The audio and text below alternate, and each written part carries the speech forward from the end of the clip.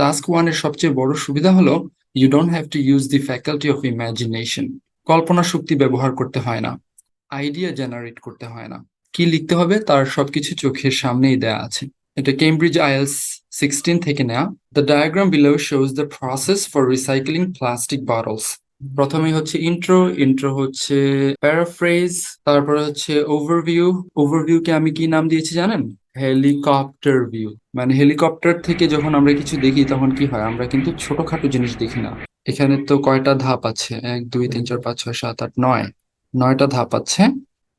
Until stage 5 পর্যন্ত দিতে পারি। আর ইয়েতে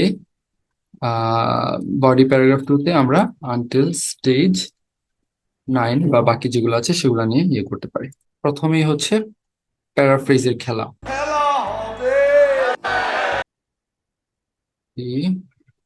ডায়াগ্রাম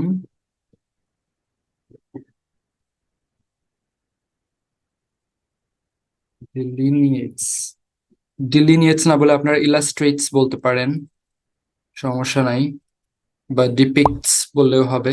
হাউ প্লাস্টিক বটলস যেভাবে আছে সেভাবেই বসিয়ে দিচ্ছি। বটলস আর রিপ্রসেসড, রিসাইকেলড না লিখে রিপ্রসেসড লিখলাম। ইন এ সিক্লিক্যাল ম্যানার, মানে এটা যেহেতু একটা প্রসেস ডায়াগ্রাম, এই চক্রটা বা প্রসেসটা কিন্তু বারবার চলতে থাকে। Okay, next paragraph, overview. Overall it can be seen that the process consists of, আচ্ছা এখানে হচ্ছে মোট 9টা ধাপ আছে, কিন্তু অবশ্যই আমরা সবকিছু এখানে উল্লেখ করব না। 3 main stages that involve, যেখানে হচ্ছে কালেকশন হচ্ছে তারপর সর্টিং হচ্ছে, এই ব্যাপারটা উল্লেখ করি। That involve collection and sorting তো প্রশ্নের মধ্যেই লেখা আছে, তো আমরা যদি ওই শব্দটা না লিখে অন্য শব্দ লিখতে পারি তাহলে ভালো, যদি লিখতে না পারেন তাহলে যেটা আছে সেটা লিখে দিবেন। সর্টিং এর আরেকটা নাম হতে পারে grouping. That involve collection and grouping. তারপরে কি আছে? প্রসেসিং, একটু ক্লিনিং আছে, ওয়াশিং আছে। ওয়াশিং না লিখে ক্লিনিং লিখছি যেহেতু প্রশ্নের মধ্যে ওয়াশিং লেখা আছে। র মেটেরিয়াল বানানো হচ্ছে এন্ড প্রোডাক্টের জন্য। Transforming into raw materials for the production of end products. প্রম্পটের মধ্যেই বলা আছে কনজিউমার গুডস বা ফাইনাল গুডস লেখা যায়, ফাইনাল goods, মানে end products না লিখে final goods লিখলাম। Overall, it can be seen that the process consists of 3 main stages that involve collection and grouping, processing and cleaning, transforming into raw materials for the production of final goods. Okay, আমাদের overview done. এখন আমরা হচ্ছে body paragraph 1 এ চলে যাব, এই যে এটা, until stage 5. The process of recycling begins. আচ্ছা, এই প্রক্রিয়াটা শুরু হচ্ছে কখন? যখন মানুষ হচ্ছে ময়লা ফেলছে বিনের মধ্যে, তারপর সেই ময়লাগুলোকে ট্রাক এসে নিয়ে যাচ্ছে। নিয়ে কোথায় যাচ্ছে? রিসাইক্লিং সেন্টারে, যেখানে সেগুলোকে সাজানো হচ্ছে। তারপর সেটাকে সংকুচিত করা হচ্ছে ব্লক বা কিউব আকারে। তারপর সেগুলোকে চূর্ণ বিচূর্ণ করা হচ্ছে এবং ওয়াশ করা হচ্ছে। পরিষ্কার করার পর একটা মেশিনের মধ্যে দেওয়া হচ্ছে, যে মেশিনের কাজ হচ্ছে এগুলাকে প্যালেট আকারে বের করে দেওয়া। তারপর সেগুলাকে তাপ দেয়া হচ্ছে। তাপ দেওয়ার ফলে র মেটেরিয়ালে পরিণত হচ্ছে, যেই র মেটেরিয়াল থেকে বিভিন্ন পণ্য তৈরি হচ্ছে। তারপর সেগুলা মানুষজন আবার ব্যবহার করছে এবং আবার ময়লার বিনে ফেলছে। এভাবে চক্রটা চলতে থাকে। The process of recycling begins when waste material are discarded না লিখে ডাম্পড লিখলেও হবে, কিন্তু ডাম্পের যে ডিসকার্ড শব্দটা আরেকটু ভালো, সেজন্য এটা লিখলাম। ডিসকার্ডেড ইনটু বিনস অথবা ডেজিগনেটেড বিনস, মানে নির্দিষ্ট বিনে যখন ফেলা হয় তখন হচ্ছে প্রক্রিয়াটা শুরু হচ্ছে। আফটারওয়ার্ডস, এটা একটা লিঙ্কার বা কানেক্টিভ। দ্য রাবিশ, মানে ওয়েস্ট মেটেরিয়ালসকে আমি রাবিশ বলছি, সিনোনিম ব্যবহার করছি। ইজ কালেক্টেড বাই ট্রাকস, আমরা স্পেশালাইজড বলতে পারি, স্পেশালাইজড ট্রাকস। আমি ব্রিটিশ বানান ব্যবহার করছি, আপনারা যদি আমেরিকান বানান ব্যবহার করেন তাহলে এখানে এস এর জায়গায় জেড দিবেন, ঠিক আছে? The rubbish is collected by specialised trucks. সেন্টেন্সটাকে আমরা বড় করতে পারি। ট্রাকগুলা কি করছে? রিসাইক্লিং সেন্টার নিয়ে যাচ্ছে, that transport them to the allocated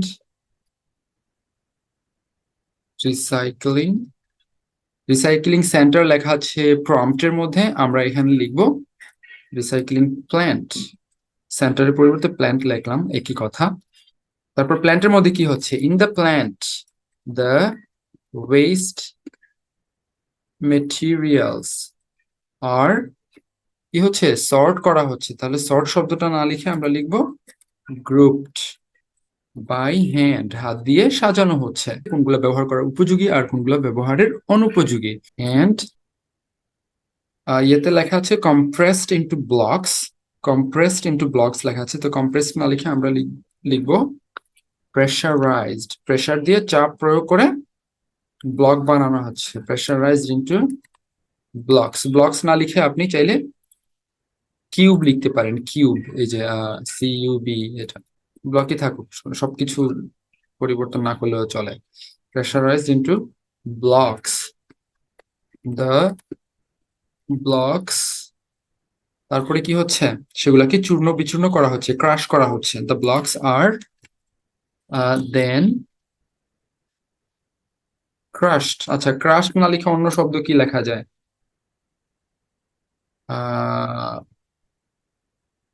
পালভারাইজ একটা শব্দ আছে না, পালভারাইজড এন্ড ক্লিনড। ওকে, তাহলে আমাদের স্টেজ 5 পর্যন্ত কিন্তু লেখা হয়ে গেছে, আমরা তাহলে তার পরবর্তী অংশে যাচ্ছি, ঠিক আছে? অ্যাজ দ্য সাইকেল কন্টিনিউস, প্রক্রিয়াটা যখন আগাতে থাকে, the cleaned the cleaned materials are then কি হচ্ছে? মেশিনের মধ্যে ঢোকানো হচ্ছে, আর দেন ফেড ইনটু, মানে এটা ফিড শব্দটার পাস্ট পার্টিসিপল ফর্ম ব্যবহার করলাম আর কি, যারা বুঝতে পারেনি তাদের জন্য বললাম। অর্থাৎ আমরা প্রিন্টারের মধ্যে কাগজ ঢুকাই না, তো প্রিন্টারের মধ্যে মনে করেন আমি কাগজ ঢুকাই, এটাকে ইংরেজিতে কিভাবে বলা যায়? যে I feed paper into the printer, এরকম, into a machine that produces plastic pellets. মানে এতে লেখাই আছে, প্রডিউস না লিখে অবশ্য অন্য শব্দ দেওয়া যায়, যেমন চার্নস আউট দেওয়া যায়। মেকানিক্যালি যখন কোনো কিছু উৎপন্ন করা হয় কোনো ফ্যাক্টরিতে, ওই জিনিসটাকে বর্ণনা করা যায় এই ভার্ব দিয়ে, চার্ন আউট, ঠিক আছে? চার্নস আউট প্লাস্টিক প্যালেটস। আচ্ছা, প্যালেটস, EALL, প্লাস্টিক প্যালেটস না লিখে এভাবেও লেখা যায়, প্যালেটস অফ প্লাস্টিক। হ্যাঁ, এটাও কিন্তু এক ধরনের প্যারাফ্রেজ। প্যারাফ্রেজ করার অসংখ্য উপায় আছে, এর মধ্যে এটা হলো একটা। আফটারওয়ার্ডস হিট, হিট দেওয়া হচ্ছে, হ্যাঁ, হিট ইজ অ্যাপ্লাইড, প্যাসিভ ভয়েসে লিখলাম, heat is applied to these pellets. Heat করা হচ্ছে, হিট দেওয়ার পরে কি হচ্ছে, they are transforming into raw material, forming them into raw materials that are subsequently used to manufacture, এখানে লিখেছিলাম ফাইনাল গুডস, আর তাহলে এখানে ফাইনাল গুডস লিখবো না, এখানে লিখবো কনজিউমার গুডস। এরকম একটু উদাহরণ দিতে হবে, such as bottles, containers and clothes। এখানে ছবিতে যা যা দেওয়া আছে সবগুলো লেখা লাগবে না, 2টা বা 3টা লিখলেই হবে, তো আমি 3টা লিখলাম। once people use these reprocessed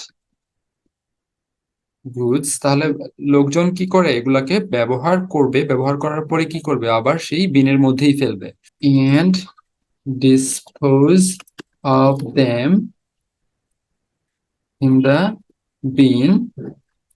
the process না লিখে রিসাইক্লিং প্রসেস লিখি, recycling process begins all over again। একটু রিভিশন হয়ে যাক ঝটপট। The diagram delineates how plastic bottles are reprocessed in a cyclical manner. Overall, it can be seen that the process consists of 3 main stages that involve collection and grouping, processing and cleaning, transforming into raw materials।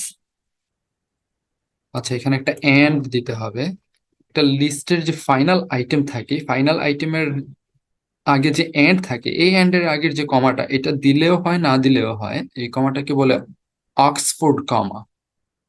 তো আমি এখানে দিচ্ছি, এখানে যেহেতু একটু complicated জিনিসটা, মানে প্রত্যেকটা আইটেমের মধ্যে 2টা 2টা করে জিনিস আছে, সেজন্য কমাটা দিলে বুঝতে সুবিধা হবে। Overall, it can be seen that the process consists of 3 main stages that involve collection and grouping, processing and cleaning, and transforming into raw materials for the production of final goods. Okay. The process of recycling begins when waste materials are discarded into designated bins. Afterwards, the rubbish is collected by specialized trucks that transport them in, না এখানে in হবে না, to হবে, trucks that transport them to the allocated recycling plant. In the plant, the waste materials are grouped by hand and pressurized into blocks. The blocks are then pulverized and cleaned. As the cycle continues, the cleaned materials are then fed into a machine, এই যে এখানে। Afterwards, heat is applied to these pellets, transforming them। আচ্ছা, transforming শব্দটা আগে একবার লিখেছি, কোথায় যেন, এই যে এখানে আছে, এখানে একবার ট্রান্সফর্মিং আছে, আবার এখানে, তাহলে এখানে ট্রান্সফর্মিং না লিখে আমি কিন্তু আরেকটা শব্দ লিখতে পারি, যেটা আমি 1 বছর বা 2 বছর আগে শিখেছিলাম শব্দটা, সেটা এখানে ব্যবহার করি। ট্রান্সমিউট, ট্রান্সমিউট আর ট্রান্সফর্ম একই অর্থ, অর্থের মধ্যে কোনো তফাৎ নাই। Transmuting them into raw materials that are subsequently used to manufacture consumer goods, এই যেগুলো হচ্ছে কনজিউমার গুডস। তাহলে প্রশ্নের মধ্যে দেওয়া আছে এন্ড প্রোডাক্টস, আর আমরা এন্ড প্রোডাক্ট না বলে একবার বলেছি ফাইনাল গুডস আর একবার বলেছি কনজিউমার গুডস। ঠিক আছে, বিভিন্ন রকমের সমার্থক শব্দ বা বিভিন্ন রকমের প্যারাফ্রেজ আমরা ব্যবহার করছি, ঠিক আছে, যাতে এক্সামিনার, আইএলটিএস এর এক্সামিনার যেন এটা মনে করতে না পারে যে আমাদের ভোকাবুলারি খুবই সংকীর্ণ, খুবই খারাপ। Such as bottles, containers and clothes. Once people use these reprocessed goods, dispose of them in the bin, the recycling process begins all over again. 2-3টা সমস্যা ছিল ছোটখাটো, ওগুলো ঠিক করে দিলাম। আর আমরা কিন্তু এখানে বিভিন্ন রকমের কমপ্লেক্স সেন্টেন্স ব্যবহার করেছি, আপনাদের চোখে পড়েছে কিনা জানি না, একটু 1-2টা দেখিয়ে দেই। এই যে এরকম দ্যাট যখন থাকে সাবঅর্ডিনেটিং কনজাংশন হিসেবে, ওগুলো কিন্তু সব কমপ্লেক্স সেন্টেন্স হয়ে যায়। এখানে একটা কমপ্লেক্স সেন্টেন্স আছে, এই সেন্টেন্সটা একটা পুরো দস্তুর কমপ্লেক্স সেন্টেন্স হয়েছে, ঠিক আছে। তারপরে প্যারাতে কিছু আছে কিনা দেখি। বিগিনস ওয়েন, এই যে দেখেন এখানে ওয়েন যে কনজাংশনটা আছে, এই ওয়েন কনজাংশনটাও একটা সাবঅর্ডিনেটিং কনজাংশন, এবং সে কারণে এটাও একটা কমপ্লেক্স সেন্টেন্স হয়ে গেল। আর এটা হচ্ছে আফটারওয়ার্ডস, এটা হচ্ছে আমাদের লিঙ্কার বা কানেকটিভ। কোহিসিভ ডিভাইসও আছে, এই যে দেখেন এটা এটা হচ্ছে কোহিসিভ ডিভাইস। তারপর আমি যে প্যারাগ্রাফ আকারে সাজালাম, এটাও একটা কোহিসিভ ডিভাইস, যেটা হচ্ছে কোহিয়ারেন্স এন্ড কোহিশনের ক্ষেত্রে কাজে লাগবে। ওকে, ওয়ার্ড কাউন্ট কত? 160 ওয়ার্ডস। লেখাটা কেমন লাগলো একটু দয়া করে কমেন্ট করে জানান। টাস্ক ওয়ানে এরকম একটা লেখা লিখতে পারলে ব্যান্ড স্কোর কত পাওয়া যাবে আনুমানিক, একটু কাইন্ডলি কমেন্ট করে জানান।